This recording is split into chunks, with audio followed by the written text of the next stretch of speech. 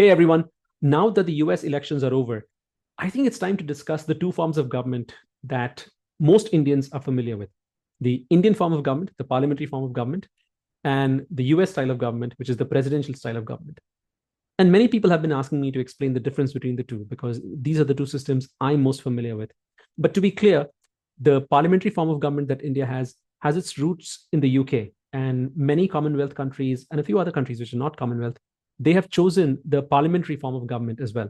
Canada, Australia, Pakistan, New Zealand, Japan, and a few other countries like that. And on the presidential side, it's not just the US which has a presidential form of government. France, Mexico, South Africa, Russia, Argentina, Brazil, many countries have the presidential form of government.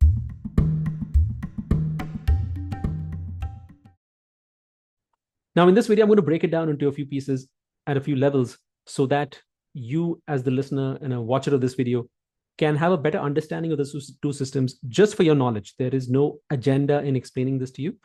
And this is not a political channel. This is the news for grown-ups. It's for grown-ups to get information and make their own decisions about where they stand on the topics being discussed. So this is not a right-wing channel or a left-wing channel. This is not a partisan channel. It's literally to share history and context for you to better understand the conversations and topics at hand. Okay, first, let's break down the structure of the parliamentary and the presidential form of governments as seen in India versus the US. On the Indian side, the political system is broken up into two parts. One is the legislature, and the second is the judiciary. The legislature is the body responsible for creating laws that everybody else has to live by. And the people who control the legislature at any moment can pass any law they want at any moment in time. And they create a law, they bring it to the parliament, and the parliament has to say yes or no, whether they accept the law or do not accept the law. If the parliament refuses to accept the law, then it basically means that the people creating the laws have lost the confidence of the parliament and they have to resign, and a new batch of people will be put in place to then start creating laws that the parliament can have opinions on. Let's take an example. Say the parliament today decides that people should wear pink shorts on Wednesday. So they will internally discuss it. The cabinet will discuss it. The members of the ruling party will discuss it. And then they will come up with a law saying that on Wednesdays, people should be wearing pink shorts and bring it to the parliament. If the parliament sees this law and says, you know what, great, I think it's a great idea. Let's ask everybody or compel everybody to wear pink shorts on a Wednesday. So then they will approve the law and it'll become law. Now, when that happens, the people on the ground, the people who are going to be impacted by these laws, can always go to the judiciary and say, I don't think that this law makes sense because it is going to impact me as an individual. It is impinging on my right to privacy to wear whatever I want, whenever I want. The government cannot be mandating these things. Or a person who's in the minority community can say, as a minority person, on Wednesdays, I'm expected to wear orange, or I'm expected to wear brown, but you're forcing me to wear pink and it's going against my religious rights as a minority. And then the judiciary can say, that makes sense. These arguments make sense. This law is unconstitutional. So which is the function of the judiciary? All they can do is pass opinions on whether a law proposed on the legislative side is constitutional or not constitutional. And if it's not constitutional, then that law that the legislature has passed is struck down and people don't have to follow it anymore. Speaking of laws being followed, that is another responsibility of the people who control the judiciary. They not only bring laws in front of I said judiciary, I meant the legislature. The people who control the legislature not only propose laws to the legislature, they're also responsible for directing how those laws are met and followed by the people on the ground. And this they do through the law enforcement agencies, then the investigative bodies. They do it through passing rules that others have to follow, and so on and so forth. They create tribunals, they create mechanisms in which people can report non-compliance, and so on and so forth. So that's also the responsibility of the people controlling the legislature. So they have dual functions: create the laws and enforce the laws. On the judiciary side, it's only passing opinions on the legality and constitutionality of the law. let's move and compare this with the American system. The American system, just like the Indian judiciary, also has a judiciary whose job it is to opine on the constitutionality of the laws that are being added to the books. On the lawmaking side, what the two things that the same group does on the Indian side, which is to create the laws and enforce the laws, are given to two different entities on the American side. There is the group which creates the laws, and there is an individual called the president who is responsible for executing the law and making sure that the laws are being followed as given by the legislature. Keep in mind that on the Indian side, the person who creates the law, the prime minister essentially, can choose to create new laws based on their own ideas. If they feel that a law is needed for the kind of clothes you wear, they can create a law saying, please wear pink shorts on Wednesday. But on the American side, the president can only execute the laws as given by the legislature. If they want something to be done, if they want a new law to be created, for example, telling people what to wear on a Wednesday, they can only request such a law from the legislative side. They cannot create a law on their own. They cannot bring a law in front of the legislative side and say, this is the law, please vote on this, whether yes or no. They cannot do that. They can ask for it, but they can't force it. There is a slight nuance to this, though. On the American side, if something does not have a law around it, then the president can say that since there is no law around it, I can create a rule for the duration of my presidency called an executive order, under which I will operate. The executive order can be challenged in the judiciary as well. So somebody who has to deal with the consequences of the executive order can go to the judiciary and say, this executive order created by this president is affecting me in such and such way, it should be declared unconstitutional and hence rescinded. Or the other option is that the executive order is sufficiently meritorious that the legislature says, you know what, I like the executive order. Let us create a version of the legislative order on our side, create a law so that it's now part of the books, and then tell the president that now that it's part of the books, you can just ignore the executive order and use the law that we've created for you.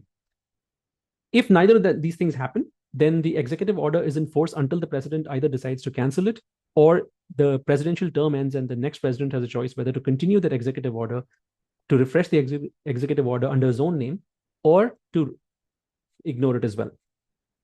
So that's the nuance there, that if something is not already in the books, then the president can create an executive order and start working with the framework of the executive order for that particular topic. Now that we've discussed at a high level what the two systems look like, let's go into some of the details of the bodies that make up the two systems. On the Indian side, the legislature is made up of two main parts, the lower house of parliament called the Lok Sabha and the upper house of parliament called the Rajya Sabha.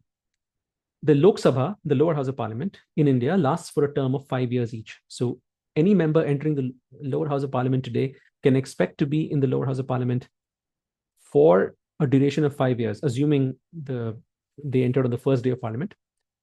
And the Rajya Sabha is for a duration of 6 years. So somebody entering the Rajya Sabha today on the first day of Rajya Sabha can expect to be a member of the Rajya Sabha for 6 years. And on the lower house side, all members of the lower house are forced to vacate their seats at the end of 5 years and then go back and seek another mandate from the people. They have to go back and get a vote from the people saying that they should continue in office for another 5 years and so on and so forth. That is how the lower house of parliament is populated in India. On the Rajya Sabha side, the members of the Rajya Sabha don't go to the people. The members of the Lok Sabha decide who gets to be in the Rajya Sabha.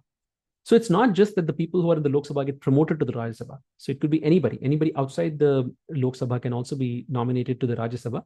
But the people voting for them are the people in the Lok Sabha. They're not the common people like you and me.